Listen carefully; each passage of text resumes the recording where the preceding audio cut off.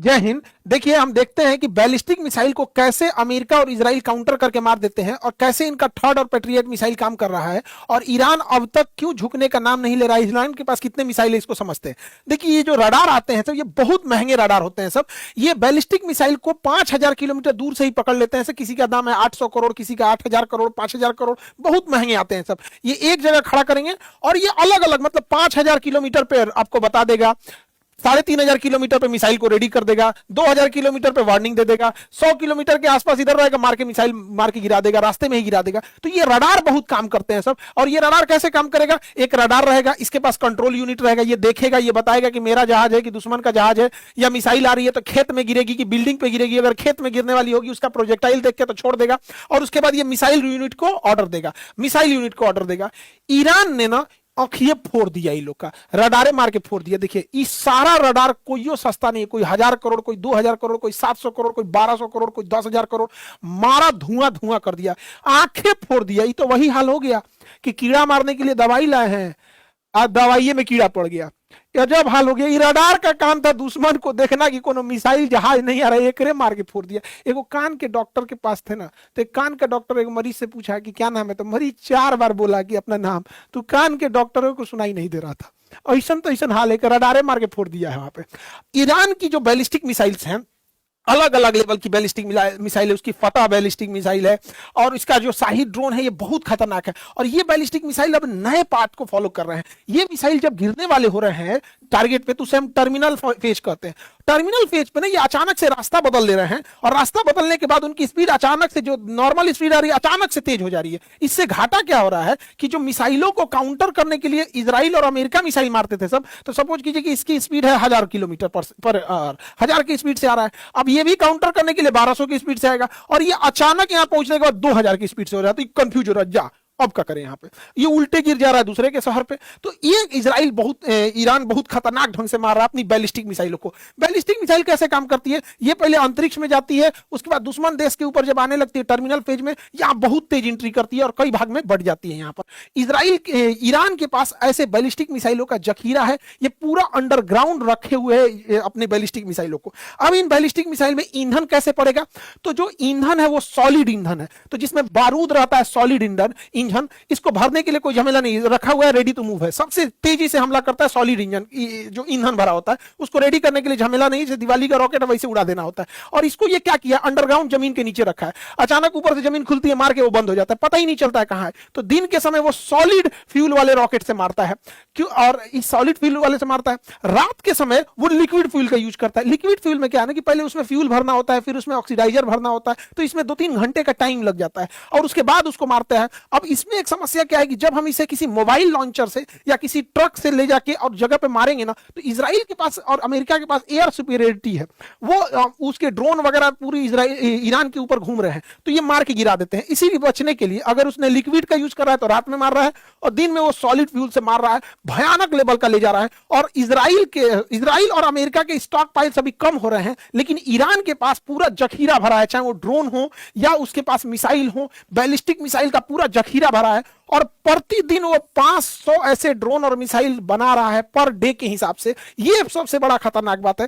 और ईरान के पास सबसे जबरदस्त जो है वो क्लस्टर मिसाइल आ गया है। क्लस्टर मिसाइल क्या होता है? वो सिंगल मिसाइल होता है, लेकिन उसके अंदर छोटे छोटे बम भरे होते हैं। जब ये जाता है क्लस्टर मिसाइल दुश्मन की टेरिटरी में पहुंचता है, तो इसका आउटर केसिंग खुल जाता है और छोटे छोटे भाग में बहुत ज्यादा बढ़ जाता है। अब ये तुरंत भी फट सकते हैं, 2 दिन बाद भी फट सकते हैं, 2 साल बाद भी फट सकते हैं। ये बहुत खतरनाक होता है। अमेरिका और इजराइल की यही कमजोरी। हम 1 साल पहले भी बोले थे क्लस्टर बम इनकी कमजोरी है, लेकिन इन पर उन्होंने बैन लगा रखा है। लेकिन यह टेक्नोलॉजी रूस और चाइना से लेके ईरान इनके ऊपर हमला कर रहा है क्लस्टर मिसाइल से। इतना ही नहीं, जिस बिल्डिंग में अमेरिका के राजदूत रुके थे सब, जिसके उसके कमांडर रुके थे सब, किस फ्लोर पे रुके थे सब, ये भी जानकारी ईरान के पास थी, और ठीक उसी फ्लोर पे जाके हमला हुआ है और मरे हैं सब अमेरिका के कमांडर सब। ये सारी जानकारी रूस प्रोवाइड कर रहा है, क्योंकि इससे पहले ही उन लोग के अंदर ये जो कॉम्प्रिहेंसिव ट्रीटी हो चुका था।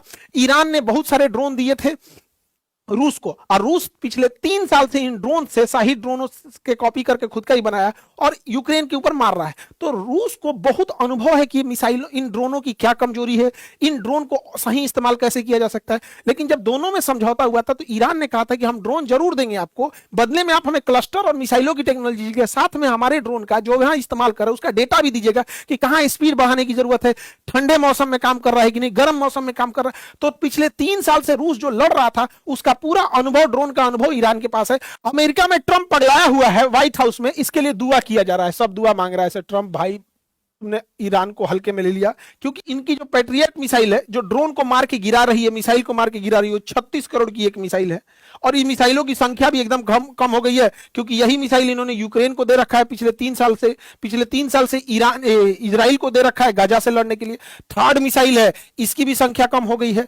और दूसरा कि ये एक साल में 700 मिसाइलें बना सकते हैं ये लोग, 700। यानी सोचिए अगर इसकी संख्या कम हुई और ये युद्ध 1-2 महीना भी घिंच गया तो इनके पास तो वो क्षमता नहीं बचेगी काउंटर अटैक करने का। इसीलिए इसको दुआ मांगा जा रहा है ट्रंप को कि ट्रंप के ऊपर से नजर गुजर उतर जाए, भालू से फूकवा ले ट्रंप, भालू से फूकवा ले। हमारे यहाँ भालू से फूक दिया जाता है, वैसे भी उगारे तुम घूमता है एप्स्टीन फाइल में, भालू उगारे ही फूकता है, तो आ जाओ यहाँ पे भी उगारे फूकवा दिया जाएगा भालू से। भालू भाई फूक देना इसको। हालांकि भारत और रूस के पहले से अच्छे संबंध है और ईरान से भी अच्छे संबंध है। हमने भी बहुत, हमारी कंपनी ने भी शेषनाग ड्रोन बनाया है जो शहीद ड्रोन से काफी बेहतर है। और हमारा आकाश तीर सिस्टम ये तो बहुत बेहतर एयर डिफेंस सिस्टम है। हमने ऑपरेशन सिंदूर के टाइम देखा था कि एक भी पाकिस्तानी ड्रोन, हालांकि तुर्की ने भी पाकिस्तान को ड्रोन दिया था तो भारत ने उन सारे ड्रोनों को न्यूट्रलाइज कर दिया था। अब देखिए ईरान जो है ना दिन प्रतिदिन एडवांस होते जा रहा है। ये दुनिया का सबसे एडवांस ड्रोन माना जाता है MQ-9 रीपर। ये MQ-9 रीपर जो ड्रोन है दुनिया का सबसे एडवांस ड्रोन माना जाता है। ये घंटों उड़ान बढ़ता है, सर्वेलांस करता है, मिसाइल मार देता है। यहाँ पे ईरान ने इन ड्रोनों को भी मार दिया है। मारने के अलावा बकायदा रडार फोटो भी रिलीज किया है कि देखिए हमने कैसे मार के गिराए हैं। और इसके बाद इसकी टेक्नोलॉजी ईरान अब दे देगा, या तो खुद बनाएगा या फिर रसिया और चाइना को भेज देगा यहाँ पे। और इतना ज्यादा उसी से कॉपी करके ईरान का भी ये हमलावर ड्रोन है। यही हमलावर ड्रोन जो है ये अमेरिकी की नौसेना पे हमला करने के लिए रेडी है। यही कारण है इन्हीं ड्रोनों के बचने के लिए अमेरिकी नौसेना का अब्राहम लिंकन वायुयान जो युद्धपोत है वो ईरान से 300 किलोमीटर दूर खड़ा है और इसने अटैक करने की भी कोशिश भी किया था, हालांकि सफल नहीं हो पाया। और इतना ज्यादा ईरान का खौफ है कि ये लोग अपने 3 वो जहाज मार के गिरा दिए रडार पे, कहीं ईरान का नहीं ना, मारो जल्दी मारो, यहां पे मार के गिरा लिए सब। ईरान बचने के लिए क्या किया है, वो हेलीकॉप्टर, ये नहीं है, ये गुब्बारा है बड़े साइज का, इसको भर दिया है गुब्बारा को और यहाँ लूनर बर्ग लेंस लगा दिया। ये लूनर बर्ग लेंस किसी चीज को बहुत बड़ा करके दिखाता है और रडार को कंफ्यूज कर देता है तो ओरिजिनल दिखने लगता है। तो ये जहाज ओरिजिनल दिख रहा था हेलीकॉप्टर, इस पे मिसाइल मार दिया, सब करोड़ों का मिसाइल बर्बाद कर दिया। यहाँ इसने अपने फाइटर जहाजों की पेंटिंग बना रखी थी, इसने क्या किया, उस पेंटिंग वाले जहाज पे मारा F-35 ले आके मिसाइल और पूरा जहाज उड़ा दिया, F-14 उड़ा दिया। सब पेंटिंग रखा हुआ है, चाहे जो भी हो। सोच रहा मारा एकदम सटीक, एकदम बीचे में मारा है, एकदम पेंटिंग है तो क्या हुआ, मारा एकदम बरियारे, एकदम बीचे में है। हालांकि ऐसा नहीं है कि सारे ही चीजें अमेरिका और इजराइल के मिस हो रहे हैं, अमेरिका और इजराइल ने मारा भी है। अमेरिका और इजराइल ने मिलकर इसके F-14 जो जहाज खुद 1970 के दशक में अमेरिका ने ईरान को दिया था, बाद उस समय अमेरिका और ईरान में दोस्ती थी, बाद में खमैनी के आने के बाद दोस्ती दुश्मनी में बदल गई थी, तो उस समय के ये F-14 जहाज उसके पास थे, उसको मार के इन्होंने गिरा दिया है। इसके अलावा एक बहुत पुराना ईरान का याक जहाज था जो ट्रेनर था, इसको मार के गिराया है इजराइल ने। दुनिया के सबसे आधुनिक जहाज F-35 से, मतलब समझिए क्या है, ट्रक से टेम्पू स्कूटर को कचार दिया है। यहाँ पे युद्ध में ये सब चीज नहीं देखी जाती है, जिसके पास हथियार है वही जीतेगा, जिसके पास ताकत है। ईरान ने एक बघेरी एयरक्राफ्ट कैरियर बनाया था, ये कंटेनर जहाज था, इस पे ड्रोन और हेलीकॉप्टर के लिए गया था, इसको भी मार के डुबा दिया। अमेरिका और इजराइल एयर सुपीरियरिटी पे चल रहे हैं, क्योंकि इजराइल की एयरफोर्स बहुत वीक है, इजराइल का एयर डिफेंस डूब चुका है, तो बहुत ज्यादा बम्बार्डमेंट कर रहे हैं। ईरान के तो पूरी नौसेना को इन लोगों ने, अमेरिका ने पूरी तरह से ध्वस्त कर दिया है, पर्ल हार्बर बना दिया ईरान को। हालांकि ईरान की सबसे बड़ी ताकत उसकी मिसाइल और उसके अलावे उसके पास जो स्टॉक पाइल है सब। ईरान जो था अपने पड़ोसी देशों के ऑयल रिफाइनरी पे बम मार रहा था। अभी तेहरान में दुनिया की सबसे बड़ी ऑयल डिपो पर इजराइल और अमेरिका ने स्ट्राइक किया है और वहां लपटे पूरी आग की पूरी ऊपर तक फैल गई है। नालियों में जो नालियों में पेट्रोल बह रहा है ना, उसमें आग पकड़ लिया है, पूरा प्रदूषण हो गया है। अब कोई ठीक नहीं है कि ईरान अपने पेट्रोल का कुआं समुद्र में खोल देगा और पूरा समुद्र प्रदूषित होता है, कह देगा इजराइल ने तो मारा है, अमेरिका ने मारा है, तो ये भी होगा, इससे बहुत ज्यादा प्रदूषण होगा, पूरी समुद्र मेरीन लाइफ बर्बाद हो जाएगी। वायु प्रदूषण की तो धज्जी उड़ रखा है, पूरी दुनिया में भयानक तबाही आ रहा है, लेकिन हम लोग को दिवालिये से ढेर दिक्कत हो जाएगा। सोच बात नहीं, दिमाग जरा के रख देता है। सब बताइए, पूरा युद्ध कर रहा है सर, इन सबको पर्यावरण की चिंता नहीं है। दिवाली हम तो मनाएंगे, हम अब ये बता दिए एकदम इजराइल तरह से बम मारेंगे अब दिवाली में, हम पूरा भयंकर 10 लाख पेड़ लगा देंगे उसके बदले में। हम अभी बोले 10 लाख पेड़ लगाएंगे, लेकिन विश्व शांति के लिए हम भी दिवाली में भयानक मारेंगे यहाँ। तो अमेरिका वगैरह सबको कुछ पर्यावरण की चिंता नहीं है। लेकिन समझिए ध्यान से इजराइल की इसके पीछे चाल क्या है। इजराइल जो है वो ईरान को काउंटर करने के लिए अमेरिकी नौसेना को यहां फंसा दिया है कि मारो तुम, अलग अलग जो अपने सैन्य अड्डा रखे वहां से ईरान को मारो। और इजरायली सेना टैंक लेकर रेडी है लेबनान पर कब्जा करने के लिए। लेबनान पर कब्जा करेगी, सीरिया पे भी आधा कब्जा कर ही लिया, तो गोलान हाइट वगैरह सब कब्जा कर लिया। क्योंकि इजराइल को ग्रेटर इजराइल बनना है, पूरा लेबनान कब्जा करना है, पूरा सीरिया, आधा इराक करना है, आधा सऊदी अरब कब्जा करेगा, यहां तक कब्जा करेगा। तो यह है ग्रेटर इजराइल। तो इजराइल ग्रेटर इजराइल की ओर बढ़ चुका है। लगभग 10 या 12 अप्रैल से ये लोग हमला करना चालू करेंगे, लेबनान के ऊपर हमला करेंगे। उसका एक रीजन भी इन्हें ग्रेटर इजराइल बनना है, और नेतन्याहू की सरकार बहुमत की सरकार नहीं है, वो बहुत जल्दी उसका गठबंधन टूट के गिर सकता है। इसलिए वो चाहते हैं कि युद्ध में उलझे रहे, कोई सरकार पे सवाल नहीं उठेगा, युद्ध की स्थिति होती है तब। तो ये उनका आगे का है। तो इस पे ना ये बैलेंस बूझ नहीं पाया। इसका एप्स्टीन फाइल में इन नंगटे फोटो रख लिया है, ट्रंप का नंगटे फोटो रख लिया है एप्स्टीन फाइल में। अभी ट्रंप पगला गया है, भाई क्यों दिखाइयो मत, पूरा हमारी इज्जत बर्बाद हो जाएगा। तो कहा कि हाफ पैंट वाला दिखा देते हैं, नंगटे वाला रख लिया। अभी जहां जहां इजराइल बोल रहा है वहां वहां बम मार रहा है। इसका लड़ाई ईरान से था ही नहीं और उसको मारे फिर रहा है। और इधर इजराइल जो है वो लेबनान पे कब्जा करने को तैयार है। ये बात अमेरिकी भी समझ रहे हैं, इसलिए अमेरिका के संसद में ही इसका विरोध हो रहा है। अमेरिकी मरीन कमांडो ने पूरा विरोध किया कि क्यों ईरान में जा रहे हो, ये अमेरिका की लड़ाई नहीं है, ये इजराइल की लड़ाई है। तो इसको खींच के ले गया गया, इसका हाथ टूट गया। ईरान का अमेरिका का दोस्त स्पेन भी अमेरिका का साथ छोड़ दिया है। ब्रिटेन भी अपनी एयरवेस यूज करने नहीं दे रहा था, तो बाद में ट्रंप गुस्सा आ गया तो कहा ठीक है भाई B1 लेंसर जहाज के लिए यूज कर सकते हो। अमेरिका का कहना है, देखिए कितना बदतमीज इंसान है ये। अमेरिका कह रहा है कि खमेनी की तो हत्या मार दिया इसने, कहा कि अब इनका जो उत्तराधिकारी आएगा उसको चुनने का अधिकार अमेरिका को है। बताइए कितना बेशर्मी, माने किसी देश का उत्तराधिकारी अमेरिका चुनेगा। इसको क्या लगता था कि खमेनी को मार देंगे तो ईरान ध्वस्त हो जाएगा, वेनेजुएला समझो ईरान को। ईरान ने ऐसा नहीं करेगा। खमेनी अब इन्हें पहले से पता था कि अमेरिका ऐसा करेगा, इसलिए ये पहले से तैयार बैठे थे। तो खामेनी ने क्या किया था, एक बहुत खतरनाक डिवीजन बनाया था, decentralise mosaic defence, DMD, decentralise mosaic defence. जो इन्होंने बनाया था ये क्या था, इसका था कि ईरान को 31 टुकड़ों में इन्होंने तोड़ दिया था। 31 टुकड़ों में तोड़ दिया और कहा गया कि अगर तेहरान ध्वस्त भी हो जाता है, टॉप लीडरशिप मारी जाती है, प्रधानमंत्री, राष्ट्रपति, टॉप लीडर, सेनापति मारे जाते हैं, तो उससे कोई मतलब नहीं है। 31 का 31 DMD ब्रिगेड जो है उसके पास अपना मिसाइल है, अपना ड्रोन है, अपने जहाज हैं, अपनी सेना है, वो सब मारेगी 3100। इसलिए ईरान की टॉप लीडरशिप ढह चुकी है। लेकिन जो 31 के 31 जो डिसेंट्रलाइज मोजेक डिफेंस थी, DMD थी, वो अंधाधुन मार रही है। जिसको कुवैत मिल रहा है यहां से कुवैत को मार रहा है, जिसको UAE मिल रहा है वो UAE मार रहा है, कतर मार रहा है, बहरेन मार रहा है, इरिया, तुर्कमेनिस्तान, जहां मन, अजरबैजान, जहां मन वहां मार रहे हैं सब। अब ईरान पगला गया एकदम, जहां मन वहां मार रहा है, क्योंकि टॉप लीडरशिप खत्म हो चुकी है। और DMD को बनाया ही गया था कि अगर टॉप लीडरशिप खत्म होगी तो तुम लोग अंधाधुन मारना। और इसकी 31 ब्रिगेड तैयार है, ईरान के अंदर बैठी है। ईरान के पास सबसे खतरनाक चीज क्या है, उसके पास छोटे साइज की पनडुब्बी है।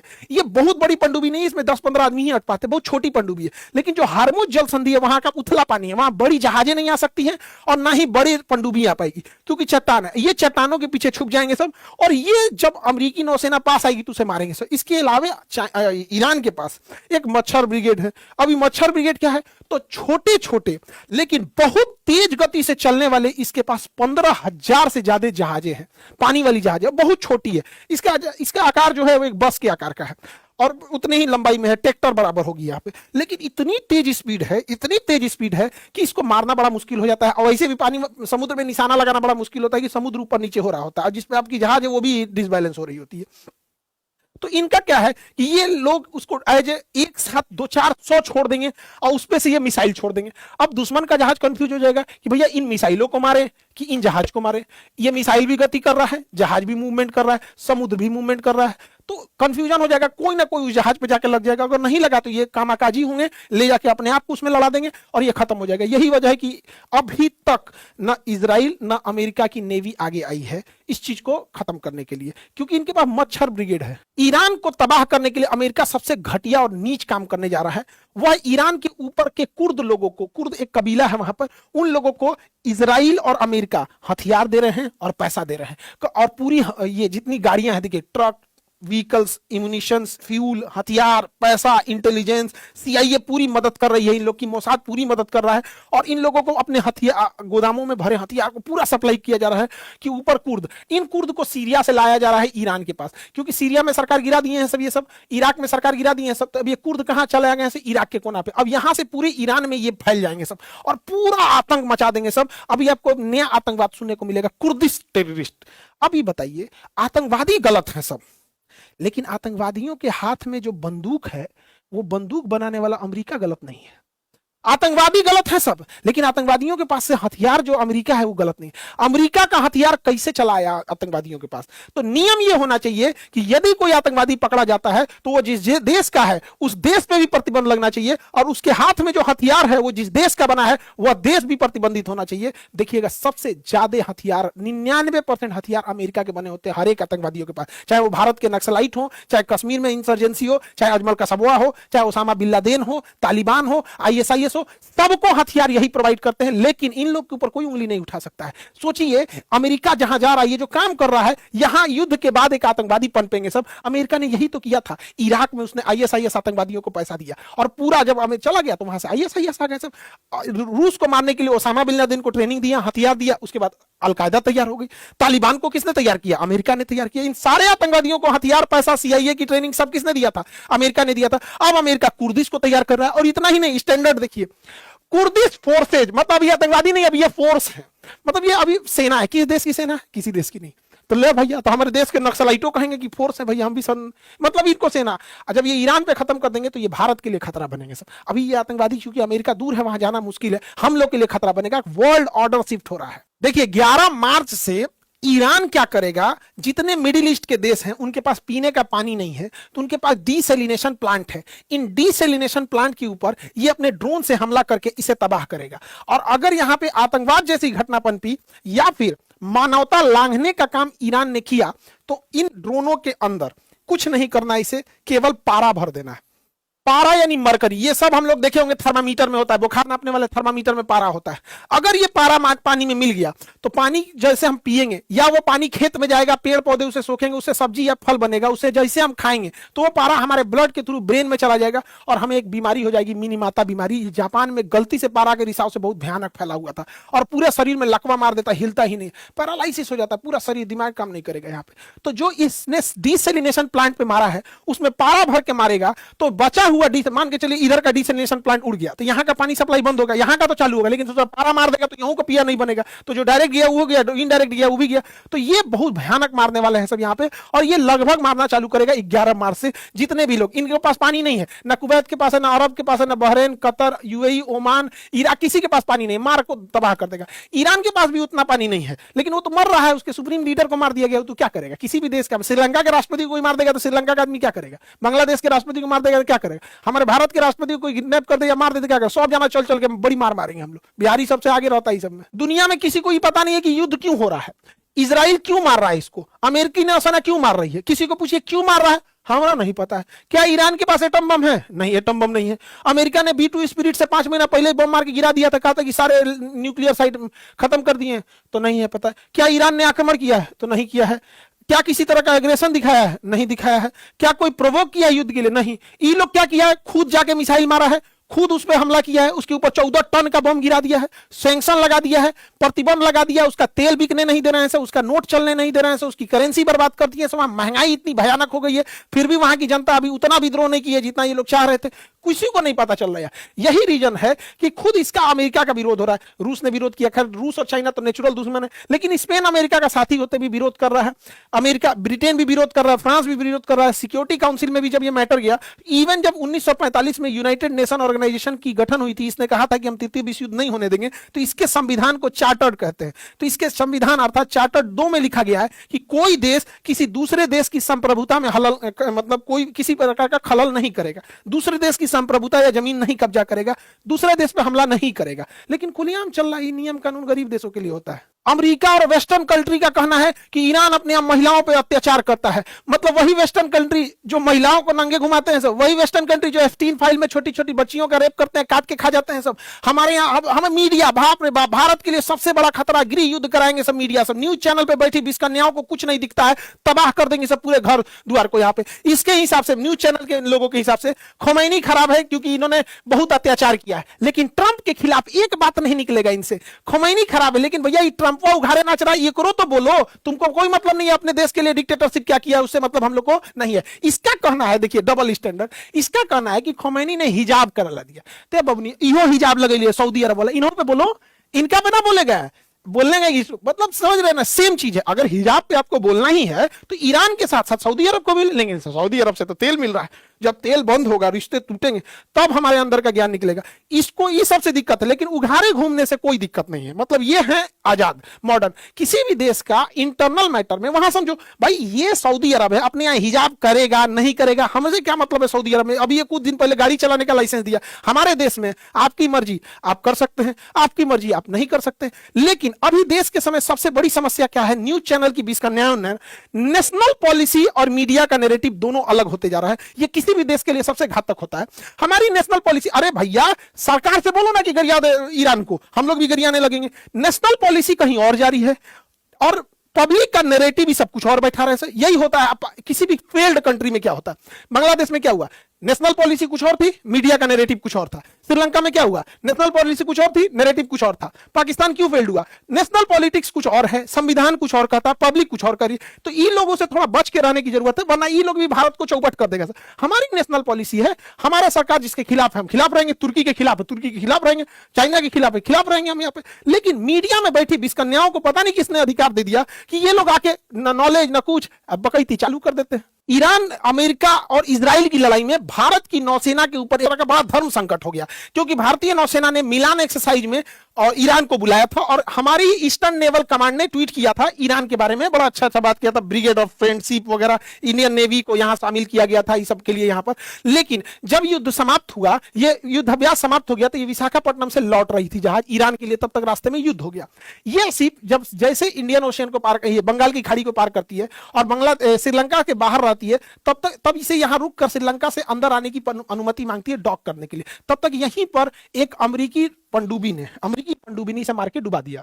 अमेरिका का कहना ये जाके हमला करता हमारे ऊपर, इसके पर कोई हथियार नहीं है। नियम होता है कि कोई भी युद्ध अभ्यास के लिए आया तो उस पर हथियार नहीं होगा, तो हथियार नहीं हो गया, यहां डुबा गया। ये भारत को ह्यूमिलिएट करने के लिए कि आपके तट के पास हमने डुबाया है, और भारतीय नौसेना के पास इसका डिस्ट्रेस सिग्नल पहुंचा गया। तो भारतीय नौसेना से पहले श्रीलंका की नौसेना पहुंची जब देना जहाज डूबा था। तो ये भारत को अमेरिका हमेशा ह्यूमिलिएट करता है, हमेशा कुछ ना कुछ बोलता है। क्यों, समझिए ध्यान से, क्योंकि 2016 में मोदी जी कहे थे कि हमारा प्रायोरिटी है हिंद महासागर, सोमालिया में भी अगर कुछ घुसपैठ होगा तो हम जाके बचाएंगे, हमारी प्रायोरिटी है हिंद महासागर। जयशंकर साहब कहते हैं दुनिया का एकमात्र महासागर हिंद महासागर जो किसी देश के ऊपर है, हिंद महासागर है। हम लोग ये कहते हैं कि हम लोग गार्डियन ऑफ द सी है, ये पूरा हिंद महासागर के हम गार्डियन है, पूरा हिंद महासागर। तो भैया तो इसी के अंदर ये आता है। यहाँ पर श्रीलंका ने कहा कि हम लोग ह्यूमैनिटी के साथ हैं यहाँ पर, और श्रीलंका ने इसे बचाया था, वहां के लोगों को डिस्ट्रेस सिग्नल जब आया था, हमारा नहीं। अब आप सोचिए कि हिंद महासागर में अगर कोई जहाज डूब रहा है तो रेड क्रॉस और इंटरनेशनल रूल है कि अगर कोई जहाज युद्ध में डूब रहा है या कोई सैनिक घायल है तो उसे कोई भी देश बचाएगा। तो अब बताइए हिंद महासागर में श्रीलंका पहले पहुंच रहा है हम लोग से।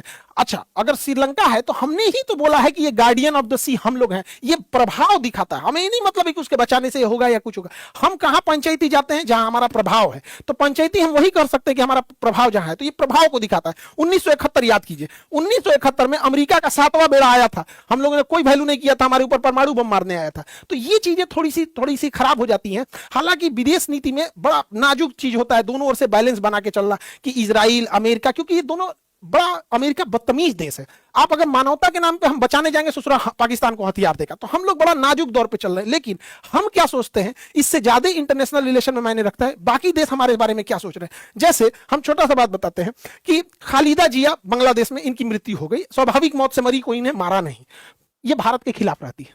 शेख हसीना भारत के साथ, ये भारत के पूरा खिलाफ रहती है। इसकी मृत्यु पर पीएम मोदी ने शोक बताया, जबकि ईरान हमारा मित्र है, वहां 165 लड़कियों की मृत्यु हो गई बम मार के। वह अमेरिका जिसका पिन पॉइंट एक्यूरेसी होता है, जहां चाहेगा मिसाइल वहीं मारेगा, तो फिर स्कूल पे कैसे मिसाइल मार दिया। और इस पर अभी तक किसी तरह का ऑफिशियल शोक प्रकट नहीं किया गया। जबकि ट्रंप की खुद की भतीजी ने, मैरी ट्रंप नाम है, उसने कहा कि दुनिया का कोई इसे जस्टिफाई कर सकता है, नहीं कर सकता है। तो ये विदेश नीति में हम लोग को बड़ा बैलेंस बनाने का मतलब ये नहीं कि हम एक और सट जाए फिर भी बैलेंस ना, ये तो एक मानवता वाला चीज होता है। और ये कौन सी दोस्ती हो गई अमेरिका से कि अमेरिका की दोस्ती की वजह से हम किसी के निधन पे भी शोक ना व्यक्त कर सके। ये तो भारत की संस्कृति है। लोग कहते हैं कि दुश्मन की भी मृत्यु पे हम लोग को शोक व्यक्त कर देना चाहिए, और ये दुश्मनी तो थी। हम लोग क्या है, तुर्की को तो भर भर के मदद दिए थे लोग, हमारा दुश्मन ही तो है तुर्की। वहां पे जब भूकंप आया था, एहसान फरामोश सब भूल गया भारत की, आज भी भारत के खिलाफ रहता है तुर्की। यहां आप देखिएगा ईरान की नौसेना का वो बार बार एक शब्द पूछ रहा है, a guest of Indian navy, we are the guest of Indian navy, जो जहाज को मार के डुबाया गया जिसमें हथियार नहीं था। तो उस ससुरा दोस्ती के चक्कर में ना बड़ा उटपटांग काम करता है। अमेरिका देखिए बार बार भारत को कैसे नीचा दिखा रहा है। अमेरिका का ये सोच रहा है, वहां का डिप्टी सेक्रेटरी ये कह रहा है दिल्ली में बैठ के कह रहा है कि हम इंडिया को चाइना की तरह मौका नहीं देंगे आगे बढ़ने का, कि अमेरिका का कंपटीटर बन सके। ई ससुरा तुम मौका दोगे चोट्टा कहीं का, हमको मौका नहीं। दिल्ली में बैठ के बोल रहा है। हमारी मीडिया इससे सवाल नहीं पूछी, रोक के पूछना चाहिए ससुरा, तो दिल्ली से चल कैसे जाएगा, तुम्हारे भरोसे हम लोग बैठे हैं। हमारे यहाँ ई बोलती है कि प्रधान, देखिए मोदी है जो open his leg for Israel, Modi ने इजराइल के लिए टांग खोल दिया। ई ससुरी का कौन है, ये अमेरिका की पत्रकार है। आई अमेरिका का देखिए यहाँ पे ट्रेजरी डिपार्टमेंट है, छोटा डिपार्टमेंट है ट्रेजरी डिपार्टमेंट, वो कह रहा है कि हमने इंडिया को अलाउ किया 30 दिन के लिए तेल खरीदने के लिए, अलाउ किया 30 दिन के लिए। हमारे पेट्रोलियम मंत्री जयदीप पुरी साहब यहाँ पे 9 फरवरी को बोलते हैं कि 74 दिन का तेल है हमारे पास, 74 दिन का। 20 दिन के बाद 3 मार्च को कहते हैं कि 25 दिन का तेल है। ये भैया अब ये 74 दिन का था, अब ये 25 दिन का था।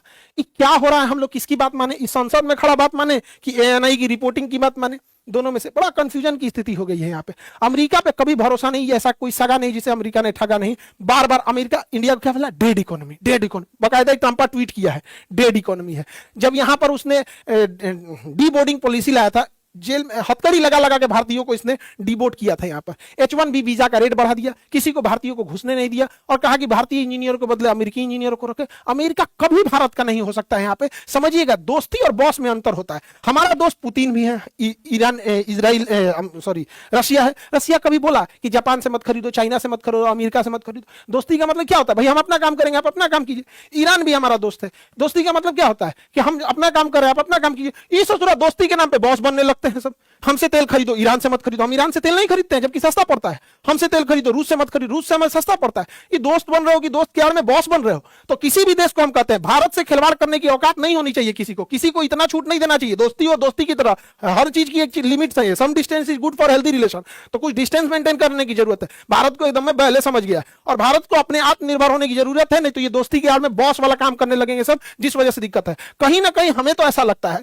कि सरकार अपने जगह पे ठीक काम कर रही है, लेकिन हर सरकार के लिए कुछ अधिकारी काम करते हैं, ब्यूरोक्रेट्स बोलते हैं, डिप्लोमेट्स एंड ब्यूरोक्रेट्स। ये लोग बहुत ज्यादा काम करते हैं, यही सलाह देते हैं प्रधानमंत्री को, गृह मंत्री को, रक्षा मंत्री को। ये सब कहीं ना कहीं ऐसा तो नहीं हो रहा है कि कहीं अमेरिका या इजराइल के प्रभाव में, क्योंकि इन लोगों को प्रभाव में लेना बड़ा मुश्किल है, क्योंकि ये सब जमीनी नेता है, सब प्रभाव में नहीं आएंगे। लेकिन इन लोग को अधिकारी जो है सब, इन लोग का कोई ठीक नहीं है। 100 करोड़ तुम लो, 50 करोड़ तुम लो, अमेरिका को तो कुछ जाता नहीं, उन सबके पास पैसा है। ऐसा भी हो सकता है कि भारत के टॉप लीडरशिप के आड़ में ये लोग नीचे के पूरा पाया घसका दिए हो कि हमारे हिसाब से बोलो, ऐसा करो, ऐसा नहीं करो। इसकी भी जांच होनी चाहिए, क्योंकि ऐसा भारत में हो चुका है रविंद्र सिंह के साथ। वो रॉ में रहते हुए CIA के लिए काम कर रहे थे, तो इसका भी काउंटर अटैक होना चाहिए। और हनी ट्रैप में बहुत सारे अधिकारी अपने फंस रहे हैं, चाहे वो सेना का हो, DRDO का हो, इसरो का साइंटिस्ट हनी ट्रैप में फंस जाता है। एक सुंदर लड़की उसको मैसेज करने लगती है, ये वो, उसके प्रेम में फंसाएगी, सारा डेटा निकाल लेगी। तो इसमें भी काम करने की जरूरत है भारत सरकार को। हालांकि बहुत सारी चीजें बैलेंस बना के चल रही है। भारत हमेशा से न्यूट्रल रहने की कोशिश करता है, लेकिन अमेरिका अमेरिका ही इतना बदतमीज है कि क्या कीजिएगा।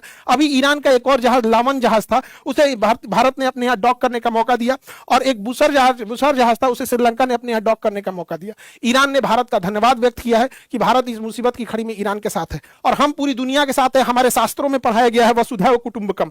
हम लोग वो देश हैं जहां हमारी संस्कृति है वसुधैव कुटुंबकम की। दुनिया में हम युद्ध नहीं चाहते थे, दुनिया ने युद्ध दिया, हमने दुनिया को बुद्ध दिया था। हमसे क्या करेंगे, लेकिन ऐसा ऐसा बवंडरे लेके रहता है सब कि क्या कर सकते हैं हम लोग यहाँ। लेकिन इसी बीच अच्छी खबर यह है कि हमने कनाडा के साथ 10 साल का डील कर लिया है यूरेनियम के लिए। यूरेनियम कनाडा से हम लेंगे। कनाडा में ट्रूडो की सरकार गिरने के बाद भारत और कनाडा की से रिश्ते अच्छे बने हैं। लेकिन तो याद रखिए कि ईरान, यही 1 साल पहले कनाडा में जब ट्रूडो थे तो कनाडा से हमारा रिश्ता कितना खराब हो गया था। G20 के समिट में भी आया था तो हमारे यहाँ डिनर पे नहीं आया था। तो इंटरनेशनल रिलेशन में देश सर्वोपरि होना चाहिए। रिश्ते बनते हैं, बिगड़ते हैं, कब आएगा कौन जाएगा इससे मैटर नहीं होता है, लेकिन आत्मनिर्भरता बहुत जरूरी है। भारत के ऊपर ये सब बिना मतलब का दबाव बना रहे हैं सब, जरूर बहुत जल्दी भारत भी इससे उभर जाएगा, हमें भी बड़ा उम्मीद है। हालांकि यूरेनियम को हम लोग येलो केक कहते हैं, दुनिया का सबसे महंगा पदार्थ है। दुनिया का सबसे महंगा क्यों है? क्योंकि 1 केजी यूरेनियम 235 से 238 नहीं, 238 कोनो काम का नहीं, 235 यूरेनियम 235 1 केजी में 27 लाख केजी कोयला का ताकत होता है। यानी 27 लाख केजी कोयला जलाइए और 1 केजी यूरेनियम जलाइए, सेम एनर्जी मिलेगा। 27 लाख इतना है। तो इसीलिए यूरेनियम दुनिया का सबसे महंगा पदार्थ है। हम लोग ने कनाडा के साथ इसका डील कर लिया है।